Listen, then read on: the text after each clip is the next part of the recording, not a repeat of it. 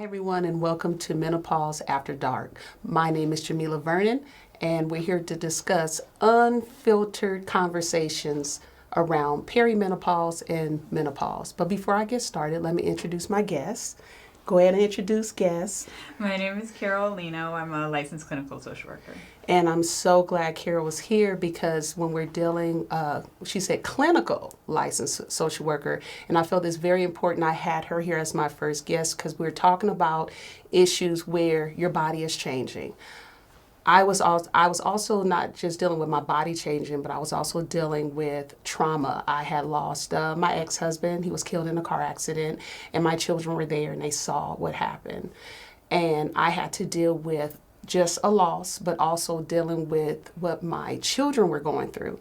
And then going to work after that, a lot of people were coming to me, and they were saying we are so sorry for your loss.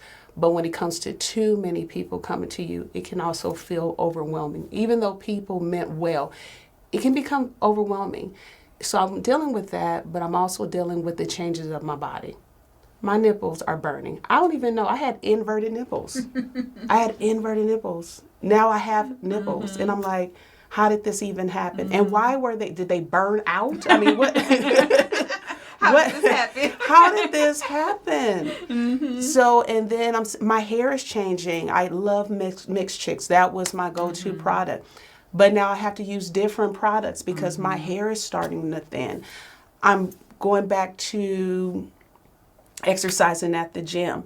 But the midsection is not going away.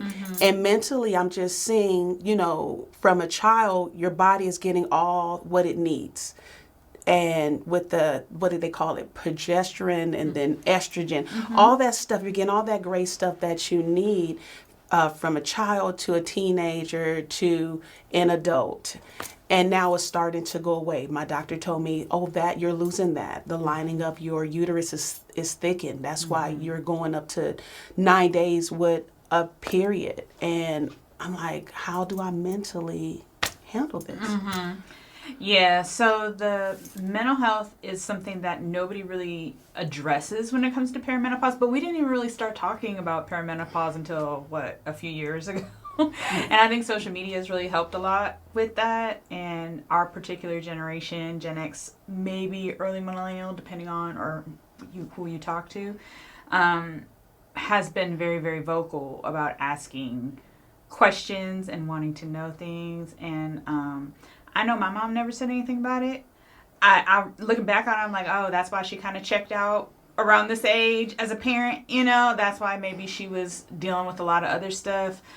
Because she was going through her own hormonal shifts and stuff. But on top of the physical challenges, the mental health challenges are very, very real. You'll have people who never struggled with anxiety before, all of a sudden feeling like they're crawling out of their skin, just incredibly anxious about everything, which is really unfortunate because usually that's when you have teenagers as well. That's a whole other conversation. Oh my gosh. People who things that may make you feel sad normally will make you feel like I am just done. I can't, will make you, everything is exaggerated. ADHD, a lot of women are getting misdiagnosed with ADHD. Who are in perimenopause because of the brain fog, the poor concentration, all those kinds of things that are coming with the hormonal shifts when really a lot of it is hormone based. And really you can kind of go on and on with it, the exhaustion leading to the depression, all kinds of stuff. So the mental health aspect is really, really overlooked. Yeah, and I want to go back when you were talking about our moms and how they're not talking about it. And I was like, why didn't she tell me about this? But when I thought about it, I got a chance to see, like you said, full blown, my mom, her behavior's changing. One thing my mom said, my periods now is over. And I'm just so sad. And I was like, sad? Why would you be sad? For what? You don't have a period anymore. But she's like, because I'll never have children again. And I'm like, what? What do you mean? I am done, But for my mom, she had the opportunity to go through that process. And it's beautiful. When you really think about it, even though we have to go through all of this, it's still beautiful. And I saw my mom going through these stages. So did she really have to tell me? Because I saw her going through these stages. I just didn't know what were these stages that she was going through. And she was going through so much. When does she really have time to say, hey, now I'm talking to my mom and she's very open and I'm realizing that everything she's gone through, I'm going through. And I was like, I don't even want to hear that because I already know in the next who knows how many years, I'm going to have to deal with this too. And it's like, Yeah, but I think that's so different for between women because I look forward to that day. I will not be sad. But then again, I decided to not have any more kids after my last daughter.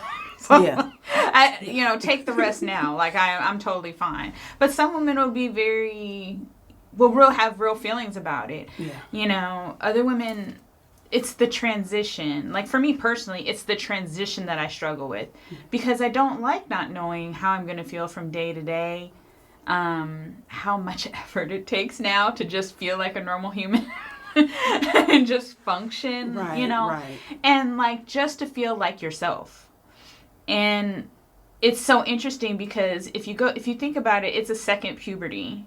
And you think about how awkward it was. I didn't think about that. It's totally a second puberty because the first puberty is what?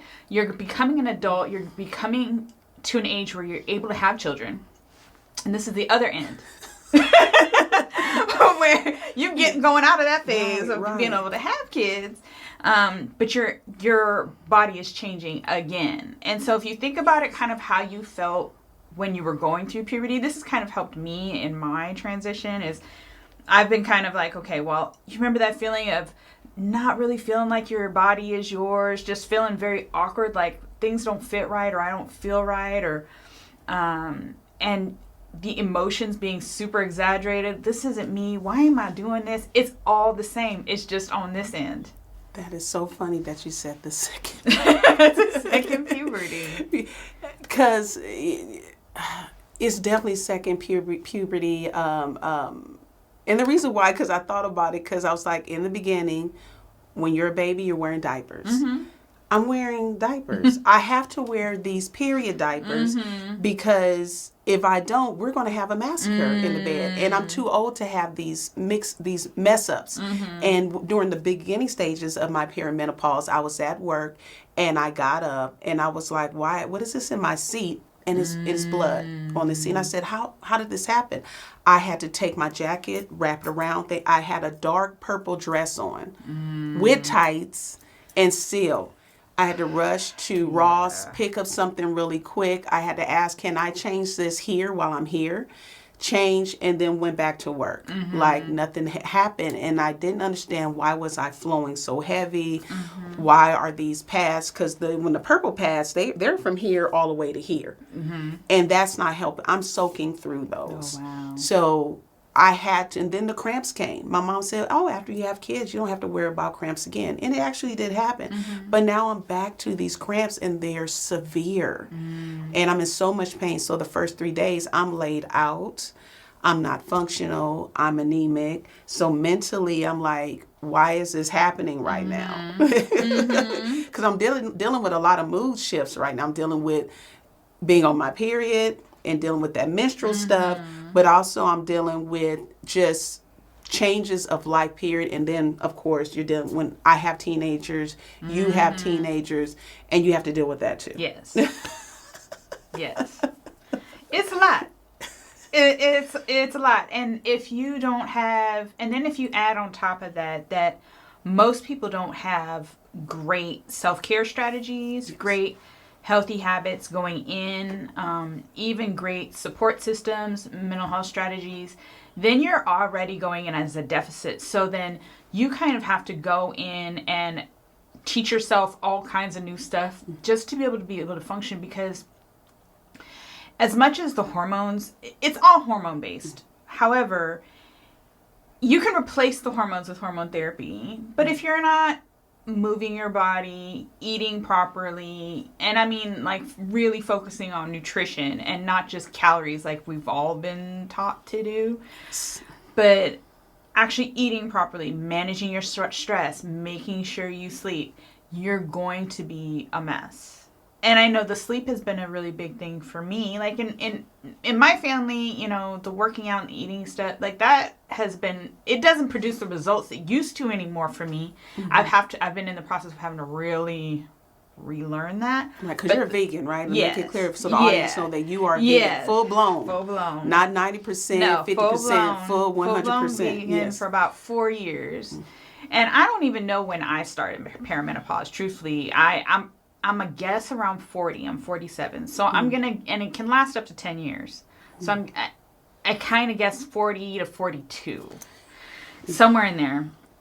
And all of a sudden, I went vegan, I lost like 20 pounds, and then that was it. Wow. I have not been able to lose nothing else. Whereas my husband has like lost like 80. And I'm like... And don't you, it was a commercial about that too. Yeah. Yes, exactly. But then I realized that, well, I'm not, as I started doing more research just to kind of figure out what this is, I was getting up too early, super early, so I could work out before work and all the things. Wow. And it was actually working against me because I felt like I was dying the rest of the day. Wow. But when I started sleeping more, all of a sudden I can get through the day with no problem. Yeah. That kind of stuff. So it's hard because you're dealing with so many physical changes and then feeling like, why am I not able to do the stuff I used to be able to do to get the stuff back on track? And it ends up to be super frustrating because you're just going in circles all the time. Right.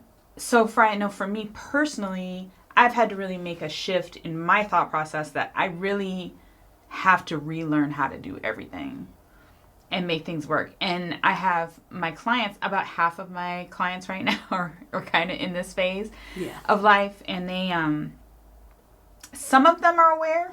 Some of them are very much not. Some are on hormone therapy. Some are not. And trying to help them understand, like, yes, you may have ADHD, you may be anxious, but I'm telling you right now, we can talk about those things all day long, and we can come up with every kind of strategy. I can do all the treatment modalities. If you don't start taking care of your body and slowing your roll,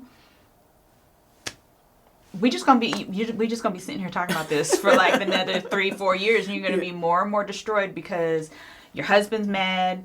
You know, because you don't want to have sex with him because it either hurts or you have no libido or whatever.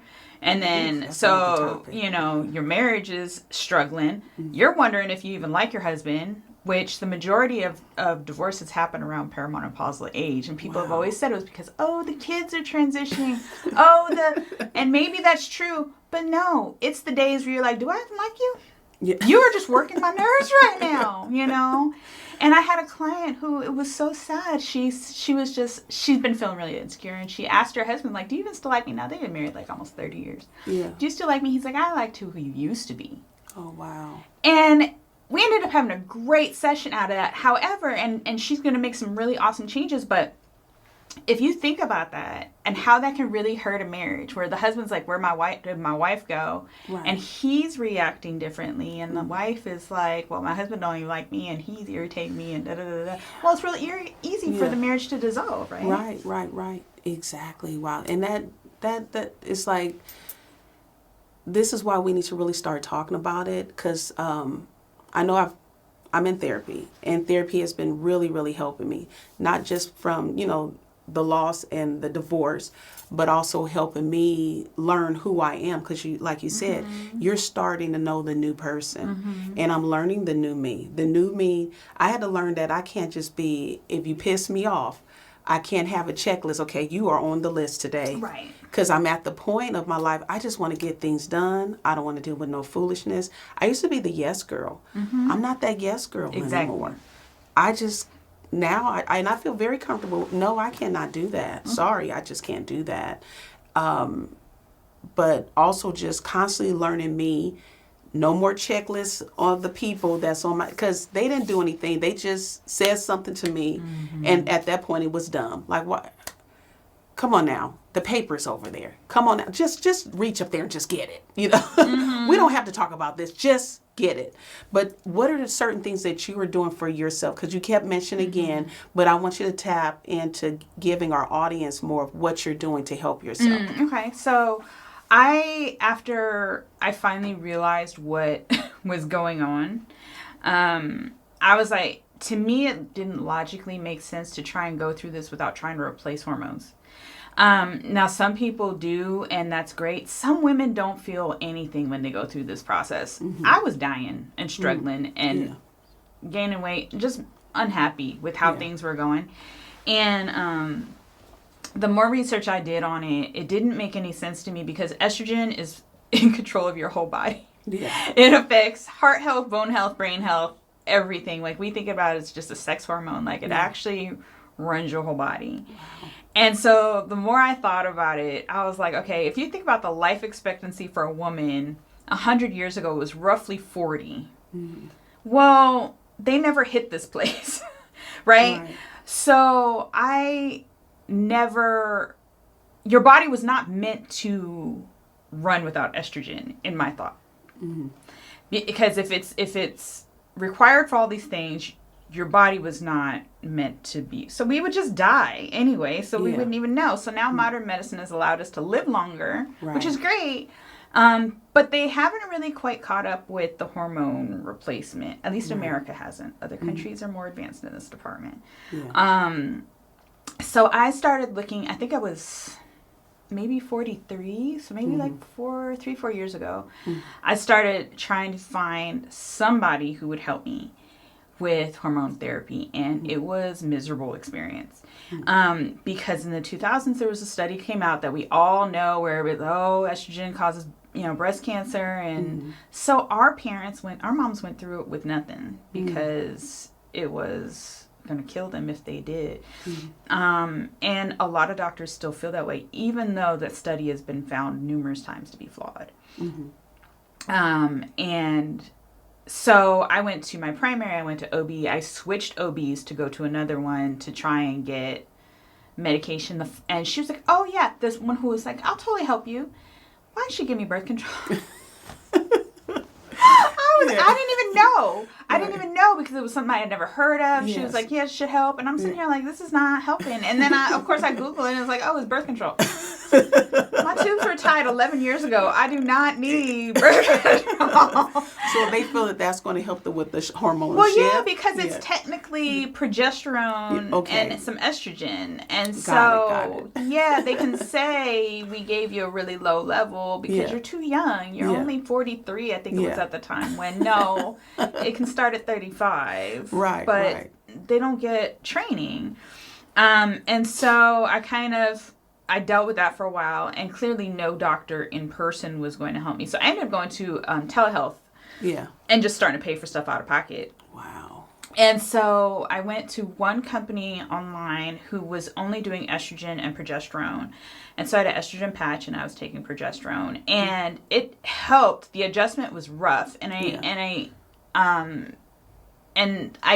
So I kind of caution people, like, there is adjustments to it. Like, there was, like, spotting and, bleeding and stuff. But now that's all resolved. And it worked well for about a year.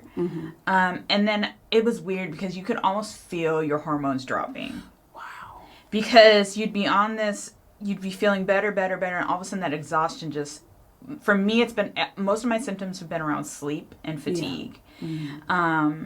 And the exhaustion would hit me again. And I'm like, okay, I swear they dropped again. And then they would up my dose and that'd be better. And then I was like, and then I started hearing about testosterone. And I was like, I really feel like testosterone would be more helpful because nobody talks about testosterone with women. Right. Is that is the driver largely of our libido, first of all. Energy, muscle mass, all that kind of stuff. And so I was just like... Let me see if I can find... But in America, it's not indicated for women. Wow. But in the UK, it is. In other countries, it is. NHS in the UK pays for it. But, here, they don't. So it's all out of pocket. So with the first company, I was able to get the meds through my insurance, but I was paying to see the doctor. Now, I switched companies, and the first thing they did, which was were labs. Like, labs generally... don't tell you if you're in perimenopause or not, but they will tell you how low your estrogen is, how low your progesterone is, stuff like that. So they give you a baseline of how you feel when your levels are here. If your levels are here and you're feeling bad, then these are not your levels. They should be higher. Wow. Rather than saying, oh, well, this is normal. I don't know if that makes sense, but it's more of a how do you feel, and let's look and see what the numbers are and keep you in a range. And so right now I'm on estrogen cream, a testosterone cream, and progesterone. Mm-hmm. And it has made, like, for the first time in years, I can get through the day without feeling like I need to go to sleep. Wow. Yeah, and the testosterone has made an enormous difference. And they increased all the other stuff, too, because I was too low, according to my blood work. So that, plus having to really be mindful about my eating. Yes.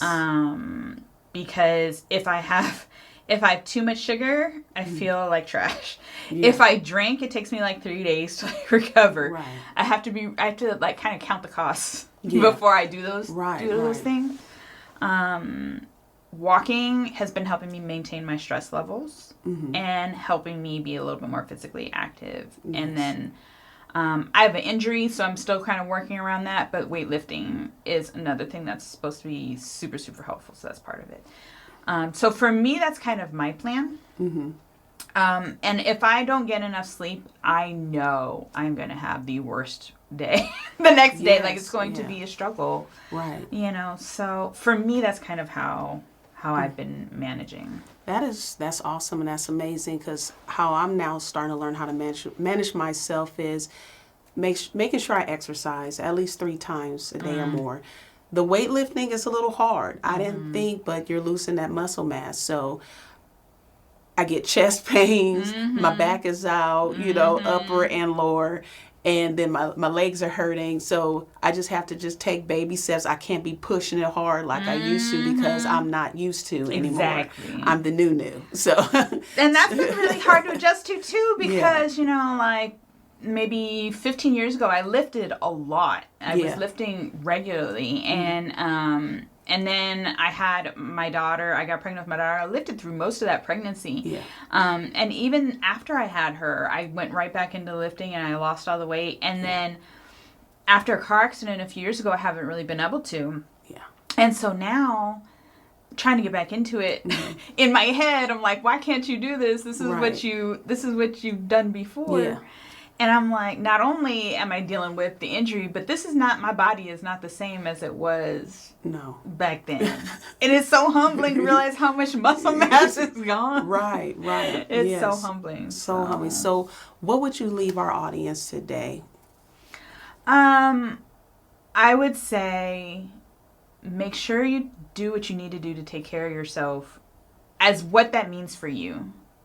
And understand that your behavior, meaning what you eat, how you move your body, stuff like that, has larger consequences now than it did when we were younger. Yeah. If you do decide to go through the avenue of looking for hormone therapy, be persistent, be an advocate for yourself, because a lot of doctors will be very dismissive, largely because it's women's health, and there's not a lot of research, there's not a lot of respect, honestly. So you do have to really kind of be an advocate for yourself. And if you've never had any mental health conditions before, and you're saying, I can't sleep, I'm anxious, I can't focus, I can't whatever, and a doctor is starting to throw psych meds at you, leave. Because in general, that's what will happen, is they'll start trying to treat every individual symptom rather than the cause of the symptom. Right. So you'll all of a sudden be on cholesterol meds, ADHD meds, antidepressants, this, that, and the other, when really if someone would just help you balance your hormones a little bit, you'd feel better. So education and advocacy for yourself in your regular life and with your doctors, because saying no is also an enormous thing, because again, that goes to your stress. Wow. Thank you so much, Carol, for being on our show. Welcome. Thank you for having me. Yes. And, those who are listening, what I heard today is that we just need to be more educated about our bodies, about ourselves. Just don't take what someone wants to offer you, because That's the old way of thinking. We have to be more educated. We have to know what's right for our bodies. We have to start taking care of ourselves. We have to love ourselves. And whatever is going on in your life, just know that you are not alone. You have support. Seek out that support. Get knowledgeable and stay connected to your community. It was great having you, and hopefully we see you again. Thank you.